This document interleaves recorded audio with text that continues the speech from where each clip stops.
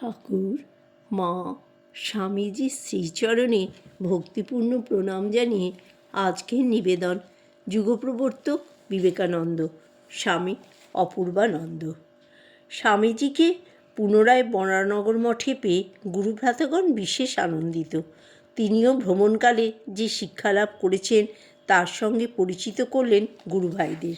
দেশপ্রেমিক ও স্বাধীনতার ঋত্বিক বিবেকানন্দ ভ্রমণের মাধ্যমে বুঝেছিলেন যে জগতের কল্যাণের জন্য, মুখ্যত ভারতের কল্যাণের জন্য শ্রীরামকৃষ্ণের ভাবধারা প্রচারের বিশেষ প্রয়োজন আছে এবং সে কঠিন কার্য সম্পাদনের দায়িত্ব রয়েছে তারই উপর। তিনি বলেছিলেন, রামকৃষ্ণের প্রভাবে আপাত বিচ্ছিন্ন ভারত আবার এক হবে। অন্যত্র লিখেছিলেন, শ্রীরামকৃষ্ণের পদতলে বসে শিক্ষা গ্রহণ করলেই কেবল ভারত উঠতে পারবে। তার জীবন, তার উপদেশ চারিদিকে প্রচার করতে হবে, যেন হিন্দু সমাজের সর্বাংশে, প্রতি অণুতে, পরমাণুতে এই উপদেশ ওতপ্রোতভাবে ব্যাপ্ত হয়ে যায়। কে ওই কাজ করবে? শ্রীরামকৃষ্ণদেবের পতাকা বহন করে কে সমগ্র জগতের উদ্ধারের জন্য যাত্রা করবে?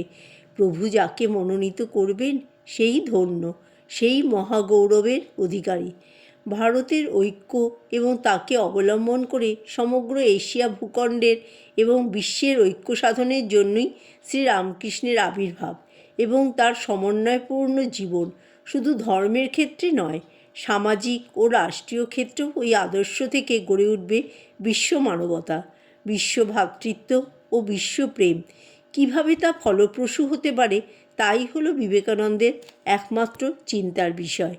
উত্তর ভারতের একাংশ পর্যটনকালেই তার সম্মুখে প্রাচীন, বর্তমান ও ভবিষ্যৎ ভারতের রূপ উদ্ভাসিত হয়ে ওঠে এবং সঙ্গে সঙ্গে তার অভ্রান্ত দৃষ্টির সামনে ভবিষ্যতে বিশ্বমানবতার নবদিগন্ত প্রতিভাত হলো।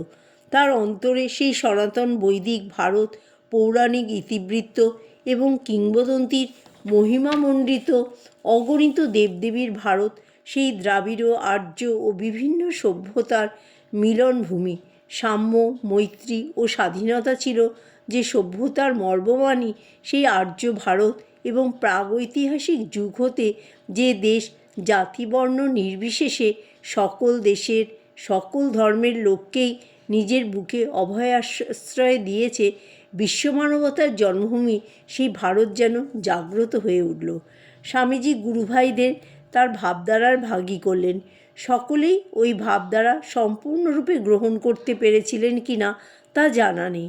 স্বামীজিকে আমরা দেখতে পাই বরানগরে ফিরে সাধন ভজনের দিকে তিনি যেমন জোর দিলেন, সঙ্গে সঙ্গে বেদান্ত ভাষ্যাদি ও অষ্টাধ্যায়ী পাণিনি ব্যাকরণ মন দিয়ে পড়তে লাগলেন।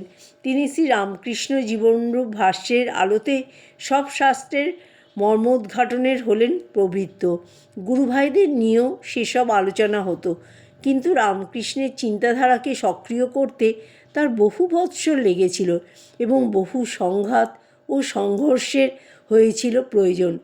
ওই সময় দুটি বিপরীত ভাবের দ্বন্দ্ব বিবেকানন্দের অন্তরকে আলোড়িত করেছিল।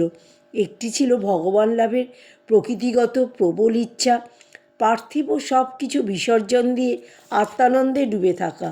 অন্যটি হলো জগদ্ধিতায় কর্ম, যে বিশেষ কাজের জন্য শ্রীরামকৃষ্ণ তাকে এনেছিলেন।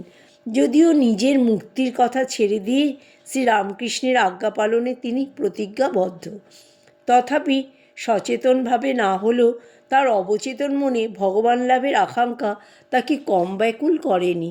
তাই দেখা যায় বিবেকানন্দ জগতের কোলাহল থেকে দূরে হিমালয়ের নীরবতার মধ্যে নিজেকে ডুবিয়ে রাখবার জন্য বারংবার চেষ্টা করেছেন, কিন্তু শ্রীরামকৃষ্ণের অলক্ষ্য হস্ত তাকে নির্মমভাবে টেনে নামিয়ে আনছে। যতবার তিনি আত্ম অনুভূতির জন্য গিয়েছিলেন হিমালয়ে, ততবারই কঠিন রোগাক্রান্ত হয়ে বা অন্য কারণে তাকে নেমে আসতে হয়েছিল। তা আমরা পরে দেখতে পাব তার পরিব্রাজক জীবনে বিচ্ছিন্ন ঘটনার মধ্যে।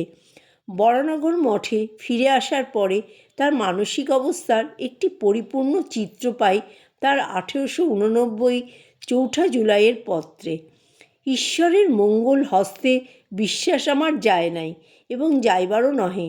শাস্ত্রে বিশ্বাসও আমার টলে নাই, কিন্তু ভগবানের ইচ্ছায় গত 5-7 বৎসর আমার জীবন ক্রমাগত নানা প্রকার বিঘ্ন বাধার সহিত সংগ্রামে পরিপূর্ণ।